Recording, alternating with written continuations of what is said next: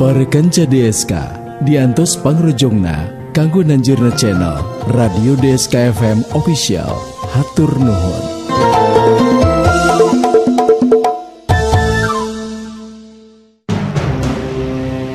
Sirawing nitis, sirawing nitis.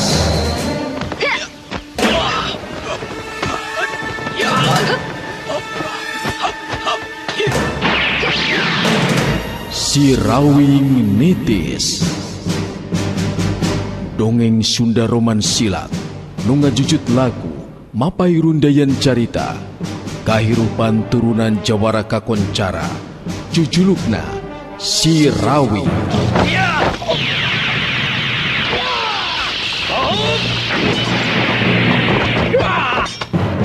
Kiwari Sirawing nitis.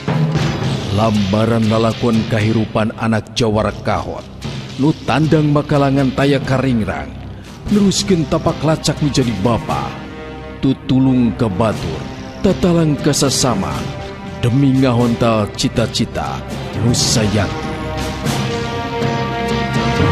Sirawing nitis.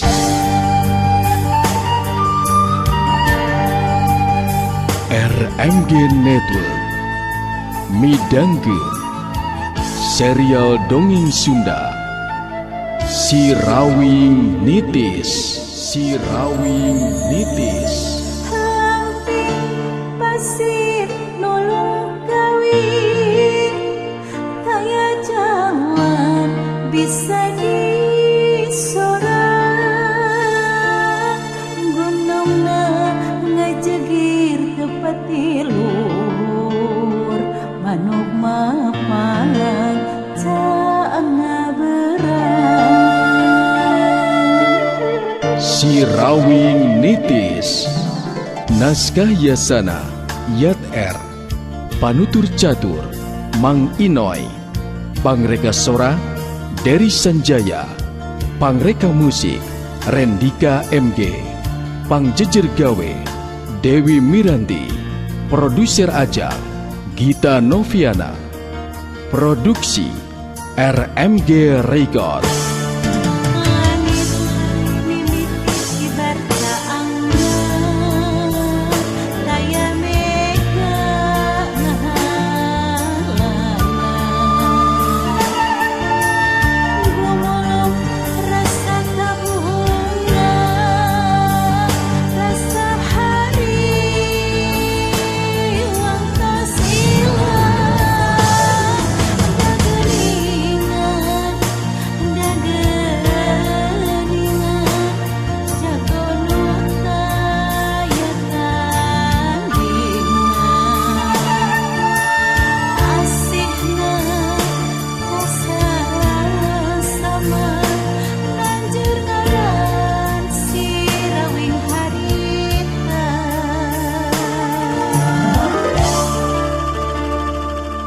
Para kanca sadaya nyanggakeun Sirawing nitis. Sirawing nitis. Duta Suara Karawang 103,2 FM. Tilu iblis ala saradan silih reret mangrupa reret anu ngandung isarah tiluanana geus eueuh deui cara kajaba gancang nindak ka Sirawing anu dianggapna jadi panghalang. Salah saurang di antarana kadenge harita nyarita deui. Ewe kungsi ngadenge cenah si laing memang hebat Rawing. Tapi tulu iblis ala saradan moal make kudu sieun sanjing harepan ilaing dina waktu ayeuna. Coba-coba sadeuleu. Urang pada ijen jajakan dina waktu ayeuna. Meh bareng tiluanana dina waktu harita marsat bedogna masing-masing bari ngabagi diri ngurung tangtungan Sirawing.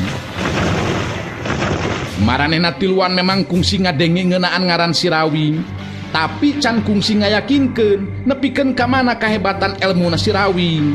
Ayeuna memang geus kapalang base taya deui cara pikeun ngalaksanakeun pamaksudanana. Kajaba kudu dindak Sirawing secara paksa sangkan jaka sinangling bisa kabawa.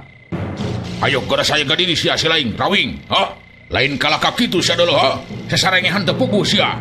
urang buktikan kemampuan diri urang masing-masing. Sahaan leuwih unggul deuleu dina waktu ayeuna. Montong kaduhung, lamun ilaing kojor dina waktu ayeuna, sababongan si laing geus ngahalangan pamaksudan dewek dina waktu ayeuna sia. Nya dihalangan atuh, buat bapana hayam oge ceuk kuring oge tadi cangtang tumikeun dicokot teu pupuguh mah. Jadi keukeuh ieu teh hayang tarung, teu nanaon lamun keukeuh hayang tarung mah. Sok dilayanan ka hayang maraneh blis, ka hayang maneh dilayanan ku kuring blis. Montong sombong sia, jeung anggap enteng sia. Coba rasakeun yeuh, seukeut bedog dewek dina waktu ayeuna siap dia.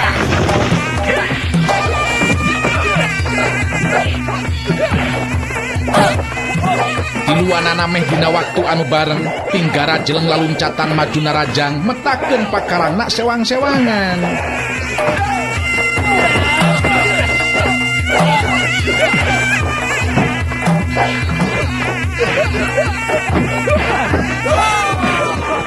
Tapi tilu iblis alasaradan jadi ngaranjut kaget anu lain di kieuna waktu panarajang tiluanana ngan ukur kena ke tempat anu kosong.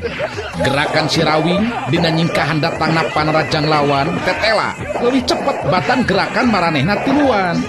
Padahal manehna tiluan ngagunakeun ilmu silat khususna nu bisa dilakukan ku tiluan secara bebarengan.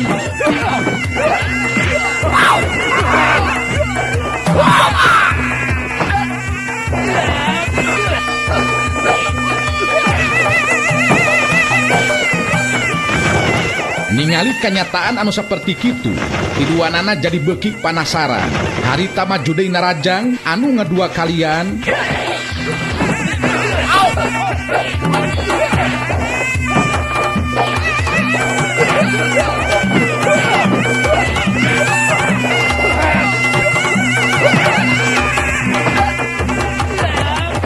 Tapi kangaranan panarajang ka Sirawing lain lawan anu enteng. Ilmu silat anu kacangking ku Sirawing geus tepi kana puncakna. Pangalamanana kawilang geus asak mangsa nying hareupan rupa-rupa nu jadi lawan. Panarajang tilu iblis alasaradan anu ngadua kalian leuwih garang jeung bayangan batan tadi mokaha lamun lain Sirawing mah anu jadi lawana piraku henteu kawalahan dina nying hareupanana.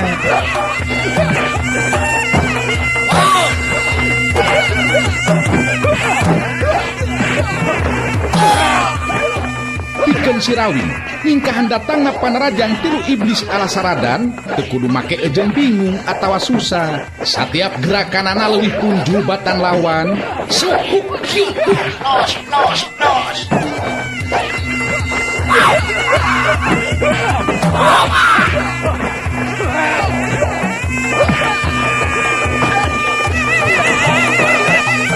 Samberan bedog tilu lawan taya anu keuna kana sasaran sigana bae Sirawing embung lila-lila micen waktu jeung tanaga anu teu puguh. Dina geprakan anu katilu Sirawing nembongkeun kahebatan elmuna. Lain bae panarajang tilu lawan henteu bisa keuna kana sasaran, tapi Sirawing ngalakukeun gerakan anu teu mampu diimbangan ku nu jadi lawan. Tilu iblis alasaradan ting jarangkang ti barengkang dina luhur lemah sedengkeun bedog-bedog maranehna dina waktu harita jadi pindah leungeun dina cekelanana Sirawing.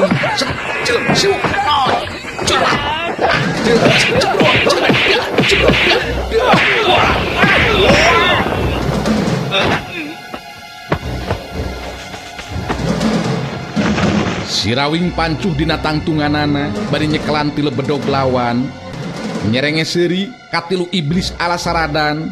Sedangkeun tilu iblis saradan harita ting salangir nahan ka nyeri kanyataan anu meh teu bisa dipercaya ku maranehna tiluan.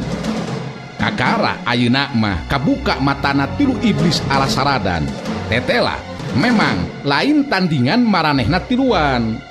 Sirawing nyerenge seuri ka tilu iblis alasaradan terila kadenge manehna nyarita.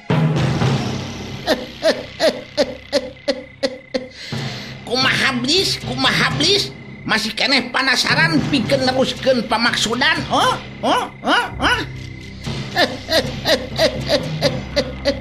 Geura-eureun atuh blis kana gawe anu teu hade teh mumpung dipercaya keneh hirup.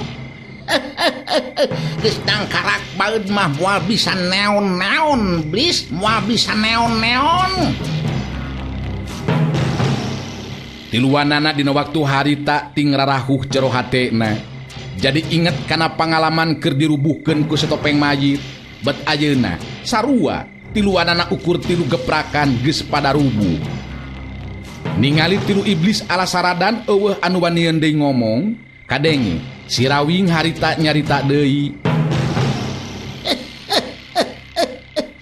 Geus meujeuhna eureun, Blis. Tina kalakuan anu teu bener jeung teu bager teh. Geura saladar, Blis, geura saladar. Sabab kangaranan hirup di alam pawenangan moal nepikeun kaganti kulit. Seperti orai, Blis. Ulah kakara sadar engke dina waktuna napas geus dina laklakan sahos-hoseun. Wah, ciloko atuh, Blis, ciloko. Nya, wayahna tah dagoan bisi hayang bedog deui mah. Nyieun deui weh nya nyieun deui weh. Bangun anu gampang ejeng rangu. Harita tilu bedog lawan teh dipotong-potongkeun ku si Rawing. Be, beuki kaget tilu iblis alasaradan dina waktu harita. Tiluanana geus leungit ka wanina. Bener-bener soak ningali kamampuhan elmuna si Rawing anu saperti kitu. Meh dina waktu anu bareng, tiluanana maksakeun maneh ting koneal harudang, terus malundur ngalengkah ka tukang. Sanajan bari jeung dadalig degan, teu sirikna lalumpatan tiluanana terus arindir ninggalkeun eta patempatan.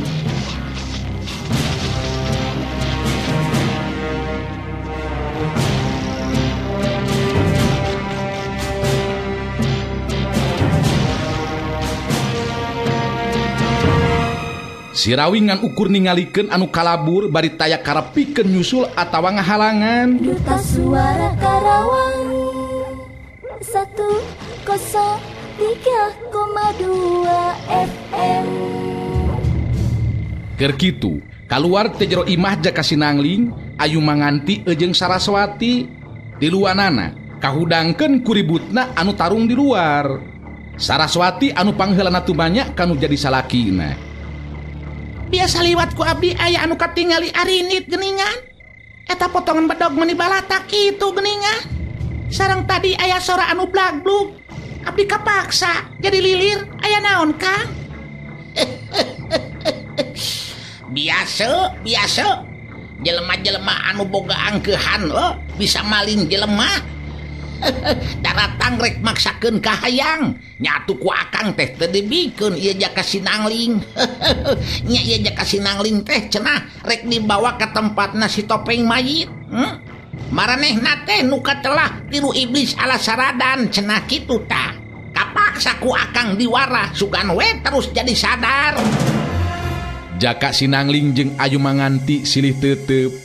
Ngaran tilu iblis alasaradan tangtu be geus teu bireuk deui. Ngan aya anu aneh, bet jadi anak buahna si topeng mayit. Saraswati ngareret ka Jaka Sinangling terus harita kedalisan. Hidupna geus kungsi bantrok kapanan jeung eta tilu iblis alasaradan teh. Tapi nah, bet wan datang deui ka dieu nya malah ngakukeun rek mawa hidup ka si topeng mayit sagala rupa geuningan. Duka tubuh abdi oge kirang terang leresan dinyana mah.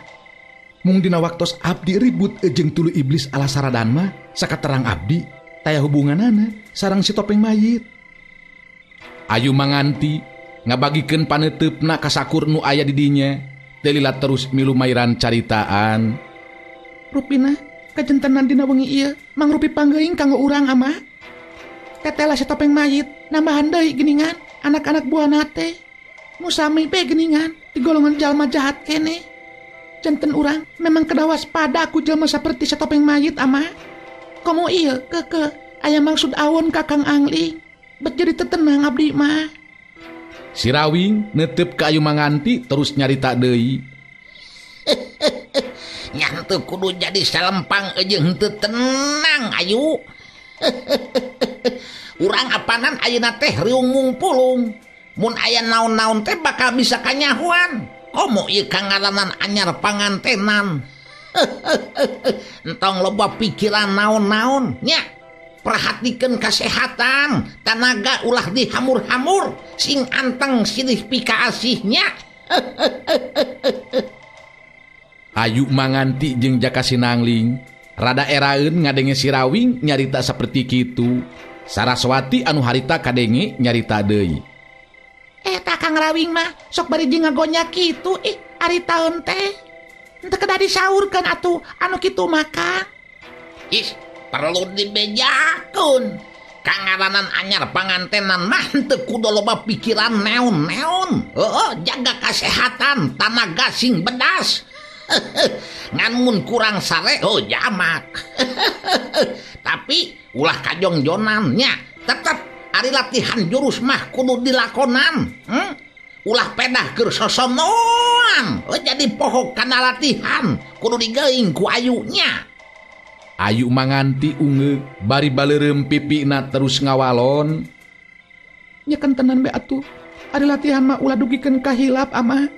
Komo ayeuna tos kabandungan ku urang sadayana. Pihak si Topeng Mayit beuki nambahan geuningan anak-anak buahna teh. Hartina jago-jago ti golongan jahat anu biluk ka dirina. Jelas mangrupi ancaman kanggo urang sadayana amah. Nya bener kitu yuk. Ama oge geus boga ijiran teh kalebah dinya tah. Hartina si Topeng Mayit boga maksud ngumpulkeun kakuatan anu saloba-lobana nu saterusna bakal nebarkeun pangaruh jeung kakawasanana. Teu mustahil lamun hayang ngawasa kahirupan di dunia kajawaraan kitu tah yuk. Ayu manganti ungeuk bari terus nyarita deui. Memang kitu pisan cita-citana si Topeng Mayit amah. Keur manehna mah taya deui anu jadi udagan kajaba ngawasa dunya kajawaraan sarta nu dianggap bakal jadi panghalang teh nyata ama pisan. Nu matak manehna nangtang izin jejaten ka ama geuningan. Nyakeun weh dahakna eta mah yuk. Nu penting kawaspadaan tadi tah nya. Kawaspadaan tumali jeung kawaspadaan tadi Jaka Sinangling kudu diingetkeun deui nya. Kudu digiatkeun deui latihan. Piraku ari dina impian bisa. Kudu diteruskeun ulah samogol nya. Mimiti poe sukan yo urang ngabibitian latihan deui nya jang. Jaka Sinangling neuteup ka si Rawing anu jadi bapana ungeuk bari terus ngawalon. Mangga Pak ngiringan. Pokona mah abdi memang kedah giat supaya henteu jadi korban tindakan jalma anu sawenang-wenang. Nu utamana mah ti pihakna si Topeng Mayit nu nambahan kakuatan anak-anak buahna. Hartina jalma-jalma anu ngabakti ka dirina kitu amah. Saraswati narik napas panjang. Sanajan ditenang-tenang oge tetep can bisa tenang sapinuhna kaayaan hatena. Lain baik mikiran ancaman jalma anu ngaran si Topeng Mayit, tapi ras mikiran deui kaayaan Rasanti anu masih keneh tacan aya laratanana. Duta Suara Karawang 103,2 FM. Sedengkeun Jaka Sinangling jadi inget deui ka kirana wanoja anu geus nulungan kasalametan jiwana, anu akhirna kahormatanana diruksak ku tilu iblis Alasaradan, jadi ancur harapan ejeng kahirupanana anu ayeuna duka teuing aya di mana eta wanoja teh. Menang sajongjongan mataya anu cumarita ngan teu lila kadenge si Rawing anu nyarita deui. Jadi ngabaratem jeung tinggal urang kieu yo. Henteu pegeh jeung tiris deui yeuh ku angin peuting. Ayo urang asup ka jero imah. Mending keneh di jero imah ngobrolna nya. Geus kitu mah opatanana terus maluru deui arasup ka jero imah.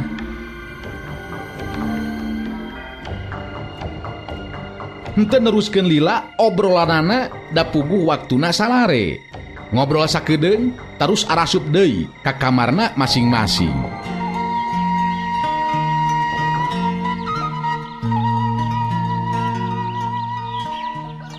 Dina poe isukna si Rawing memang bener ngalatih jurus ka Jaka Sinangling anu jadi anakna.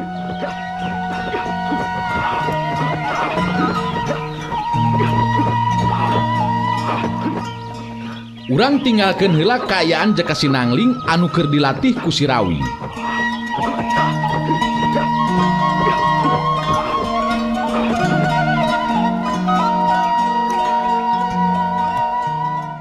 Caturkeun harita di tempat sejen. Juragan Gandara kitu deui Aji Sutra anu geus pulih kasehatanana kaget anu lain di kieuna narima kadatangan si Topeng Mayit jeung anak-anak buahna kitu deui Laras Anting. Beuki nambahan kakagetna eta bapa jeung anak. Waktu Laras Anting geus tanpa tedeng aling-aling ngajelaskeun yen dirina jeung si Topeng Mayit geus jadi salaki jeung pamajikan. Dina sikep anu biasa-biasa Laras Anting harita nyarita ka Juragan Gandara anu jadi bapakna. Tah jelas nama abdi jeung anu jadi salaki pangna dongkap ka dieu nepangan ka ama teh hoyong dipestakeun sakumaha mistina anu anyar pangantenan ama. Mata sapiraku abdi anak jalma anu kaya henteu nepikeun ka dipestakeun kangeranan tos gaduh salaki. Tumali sareng hal eta ama muga ama oge Kang Aji centen uninga. Menang sajongjongan mah Juragan Gandara jeung Aji Sutra taya anu cumarita. Duanana masih keneh kebeku ka kaget jeung kabingung ningali sikep jeung ngadenge caritaan ti Laras Anting anu saperti kitu. Si Topeng Mayit ngabagikeun paneuteupna ka Juragan Gandara jeung Aji Sutra. Teu lila kadenge si Topeng Mayit nyarita. Sakumaha anu dijelaskeun ku Laras Anting memang kitu pisan kanyataanana. Jadi ieu kenyataan memang kudu ditarima sabab memang geus kieu kuduna. Jadi henteu kudu ngarasa kaget atawa bingung, kudu ditarimakeun sakumaha mistina ieu kenyataan. Juragan Gandara bangun anu bingung rek cumarita teh kalakah ngareret ka Aji Sutra anu jadi anakna. Aji Sutra dina hatena mah dipinuhan ku rasa kaseber sabab anak-anak buah si Topeng Mayit saperti Sanca Dawu, Dewi Angrum, Sanggajaya mangrupa jalma-jalma anu geus kaukur tahapan ajen pangartina. Tapi kahormatan anu jadi bapa jeung dirina bener-bener geus teu diajenan ku jalma-jalma anu datang dina waktu harita kaasup Laras Anting adina sorangan. Semuhurung sorot panon Aji Sutra waktu neuteup ka si Topeng Mayit teu lila terus nyarita. Kadatangan Andika kabeh terus terang teu diona. Saterusna ayeuna sanajan bener bebarengan jeung Laras Anting adik kuring. Tetep pikeun kuring sarta kulawarga anu aya di dieu henteu bisa narima kitu bae kana caritaan jeung pengakuan Andika. Laras Anting, akang bener-bener teu ngarti anjeun bet jiga linglung geuningan kalakuan teh. Aji Sutra muncereng ka Laras Anting, tapi anu dipuncerengan kalah kaseuri bari terus ngajawab. Kang Aji, poe ayeuna tangtu beda jeung poe-poe anu katukang Kang. Jadi ulah rek disaruakeun jeung poe-poe anu kaliwat. Pokona mah salaku anu jadi lanceuk jeung bapa kudu nyumponan atawa nurut kana pamenta abdi lamun teu hayang celaka dirina. Ieu lain ancaman, tapi memang bisa jadi kenyataan Kang Aji. Ngadenge caritaan seperti kitu ti Laras Anting, pugube Aji Sutra beuki asa dihina jeung teu diajenan kudu jadi adi. Acan oge Aji Sutra ngomong, si Topeng Mayit geus miheulaan nyarita. Leuwih hade laksanakeun ka hayang pamajikan dewe, nyatana Laras Anting. Gugu jeung turutkeun ka hayangna, lamun anu araya di dieu pada hayang salamet. Ngadenge caritaan si Topeng Mayit anu saperti kitu, sarta sikepna anu ngandung ancaman, pugube Aji Sutra beuki nafsu. Sedengkeun Juragan Gandara mah teu bisa nyarita. Ambek, bingung, kaget, jeung sieun, sarta rupa-rupa parasaan gumulung ngajadi hiji. Ulah gagabah jeung sangeunah na maneh nyarita teh Topeng Mayit.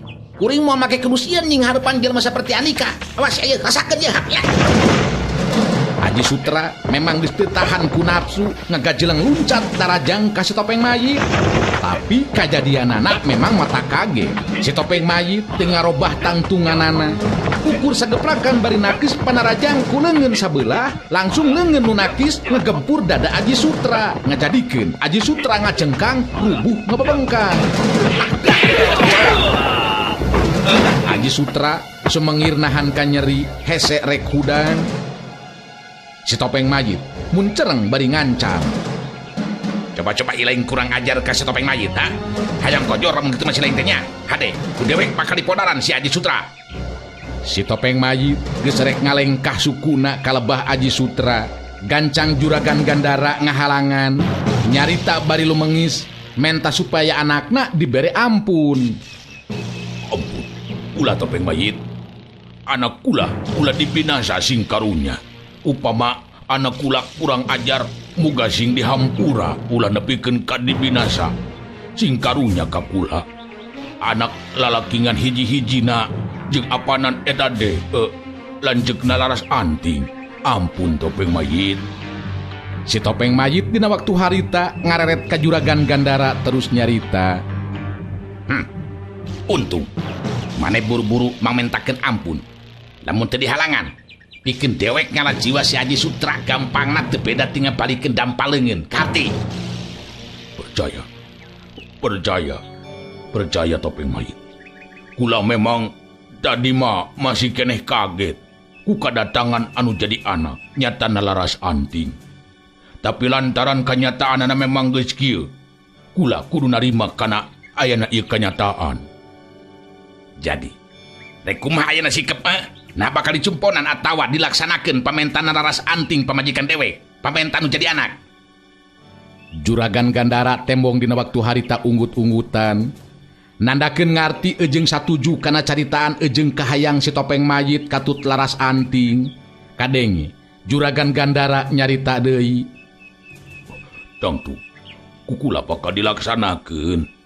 Keun, leuwih hade atur be sagala rupana. Sabara butuh waragadna sarta naon bae nu dibutuhkeun. Kula moal milu ngatur. Nyarenkeun we sapinuhna kana boga hadas ejeng kahayang. Kitu tari ti diri kula mah. Laras anting nyerenge seuri nandakeun hatena anu suka ejeng sugema ngadenge caritaan juragan Gandara anu jadi bapana saperti kitu. Coba lamun amati tadi nangtukeun sikep ejeng kaputusan seperti kitu mah ama, Kang Haji moal nepikeun ka ngaranapan ngajeng ka ngabengkang segala rupa. Ulah coba-coba tur lalawora ka salaki abdi ama.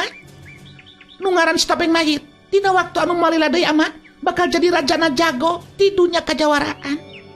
Mun kitu putusan ti ama, abdi ayeuna rek pada miheulanya. Juragan Gandara akhirna merek kabebasan anu sapinuhna. Laras anting ngajakan badami di rohangan tengah supaya laluasa. Duta Suara Karawang 103,2 FM. Nu aya ditepas ukur juragan Gandara ejeng Aji Sutra. Aji Sutra bari masih keneh nyengir nahan kanyeri, nangtung nyekelan dadana, neuteup ka juragan Gandara anu jadi bapana teu lila terus nyarita. Dapat kieu kajadianana mah si laras anting bet siga anu kurang panceg ingetanana. Jadi teu hideng kitu tah ama, aneh teu ngarti ama. Ku ama bet kalakah dibebaskeun diberi keluasaan deui. Juragan Gandara narik napas panjang, malas teteupan kanu jadi anakna teu lila terus kedalisan. Mun teu kitu, rek kumaha deui sikep urang, Aji. Bisa karasa meureunnan ku hidup oge kumaha kahebatan elmuna si topeng mayit. Saanu bisa nying hareupan ejeng ngungkulanana. Tibatan hidup kudu cilaka binasa ku si topeng mayit atawa anak-anak buahna. Keur ama masih keneh mending milih nangtukeun sikep ejeng putusan anu saperti kitu, Aji. Aji Sutra tembong dina waktu harita tungkul. Sanajan dina hate mah dipinuhan ku rasa kahanjeluan, tapi teu bisa majar kumaha. Manehna oge kudu ngarti sarta ngamaklum kana sikep jeung putusan anu geus ditangtukeun ku anu jadi bapakna. Aji Sutra ngahuleng bari ngomong sorangan dina jero hatena.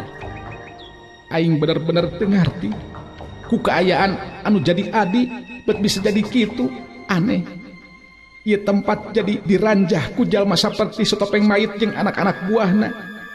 Mun kitu mah jelas aing eueuh hartina aya di dieu. Mending keneh indit aya nama aing.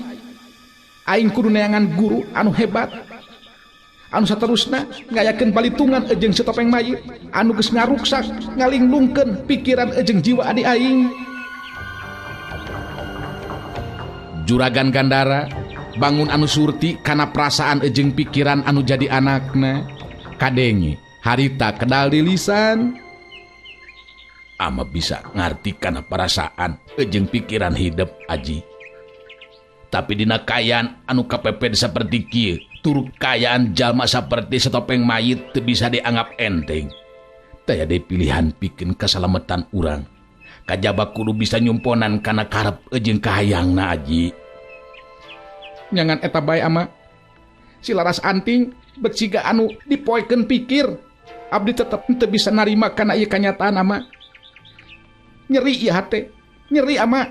Nu jadi adi geus robah sagala-galana. Perasaan atawa pikiran hidup moal beda jeung ama aji.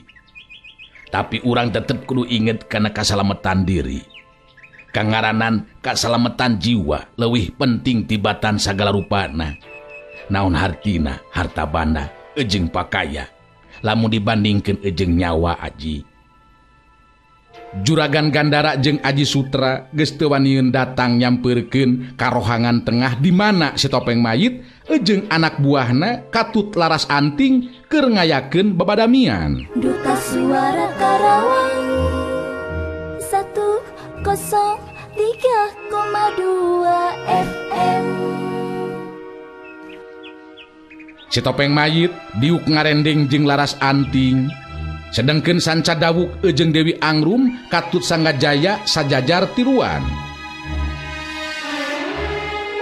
Tah, jadi kitu kacinekanana. Pesta anu diayakeun teh urang dipake kesempatan pikeun jago-jago anu ti mamana. Sina tumplek datang ka dieu. Di mana geus kumpul pada daratang di dinya. Engke dewek bakal nembongkeun kamampuhan ilmu dewek supaya jago-jago anu makalangan di dunia kajawaraan bisa ngarti ejeng pada nyaho. Saha si topeng mayit. Satarusna ngaran dewek bakal jadi bahan caritaan di dunia kajawaraan. Kitu tah karep ejeng kahayang dewek. Cik kumaha cek Laras Anting? Si topeng mayit dina waktu harita tumanya ka Laras Anting anu jadi pamajikanana. Nu ditanya gancang nembalan di barung ejeng seuri. Keur abdi mah moal waleh satuju. Ngan ingetkeun janji ejeng kasanggupan teh Kang. Hadiah anu dipenta ku abdi kudu bisa bukti nyata sirana jaka sinangling ejeng si Ayu Manganti. Ngeunaan acara anu bakal dilaksanakeun abdi masarakeun kumaha saena nu jadi salaki. Si topeng mayit unggut-unggutan tanda suka ejeng panuju kana jawaban anu saperti kitu ti Laras Anting. Hade lamun kitu Anting. Tah Sanca Dawuk. Oge si laing Sanggajaya. Terus deui maneh Dewi Angrum. Sebarkeun ondangan, bejaan jago-jago anu geus boga ngaran. Sina datang kana acara pesta urang. Dunia kajawaraan kudu ngaku kana kahebatan ilmu dewek.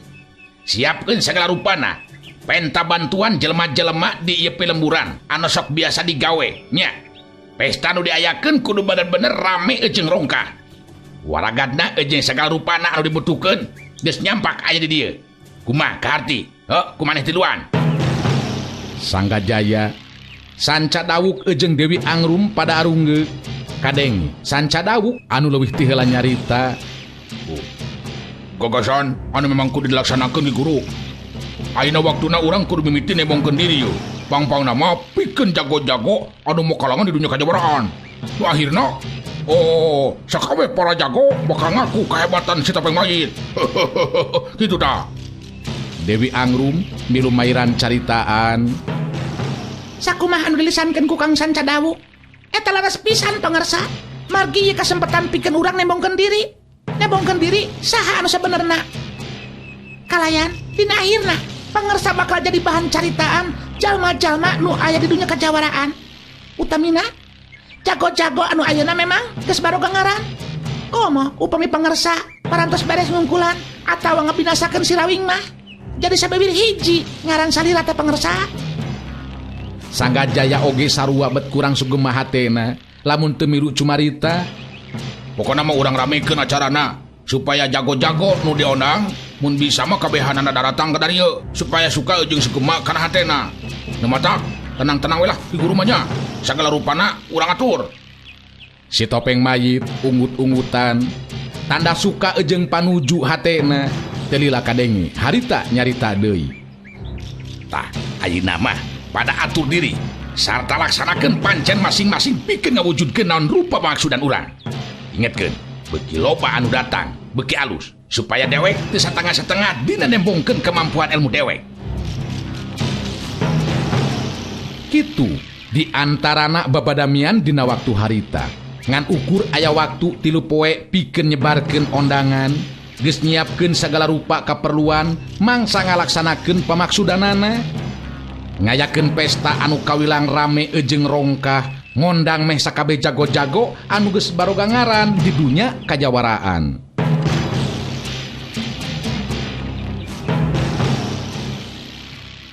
Sedengkeun Aji Sutra anu barontak dina hatena harita gancang ngejat indi tanpa bebeja kasasaha kitu deui ka Juragan Gandara anu jadi bapana.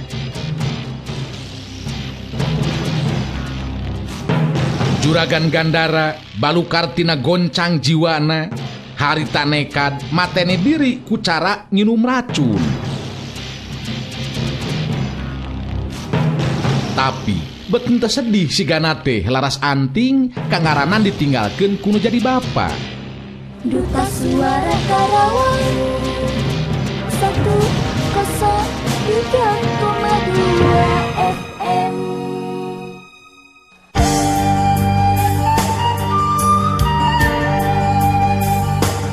RMG Network rengse midangkeun serial dongeng Sunda Sirawing Nitis. Sirawing Nitis. Lamping pasir nolong kawin, kaya jalan bisa disorang. Gunungna ngajegir tepat luhur, manuk mapang caana berang.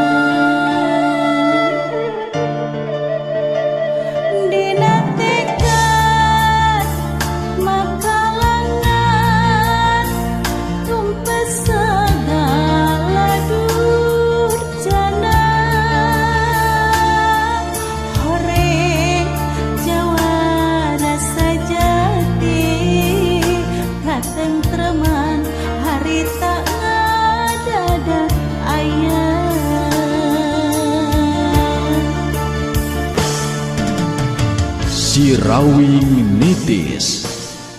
Naskah Yasana Yat R. Panutur Catur Mang Inoy. Pangreka Sora Dery Sanjaya. Pangreka Musik Rendika MG. Pangjejer Gawe Dewi Miranti. Produser Ajang Gita Noviana. Produksi RMG Record.